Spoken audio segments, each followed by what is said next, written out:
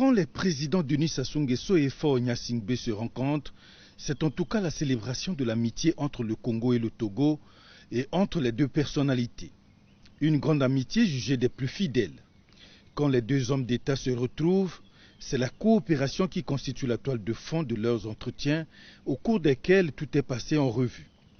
À l'issue des échanges à huis clos qui ont duré plus d'une heure, le président Faure Gnassingbé a annoncé la libération du président malien Ibrahim Boubacar Keïta.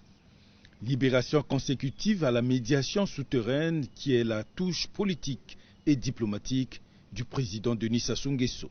Dès le départ, le président Sassou Nguesso, un des rares chefs d'État hors de la région ouest africaine, à s'être intéressé à cette situation. Il a pris des initiatives discrètes, mais qui ont été efficaces. En tout cas, il s'est montré très préoccupé, et moi aussi.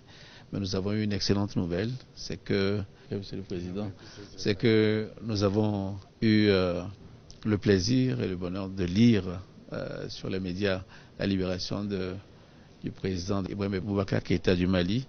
Et je vous disais qu'il a pris des initiatives discrètes.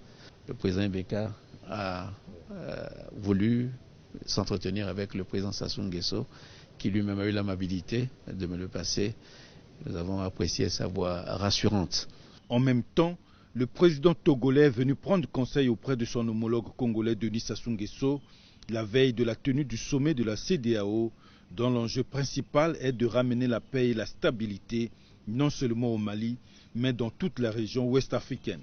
Par la même occasion, le dirigeant togolais a réaffirmé le besoin de partager l'expérience du président Denis Sassou Nguesso pour sa participation constante dans la lutte contre le terrorisme qui a toujours apporté d'excellents résultats.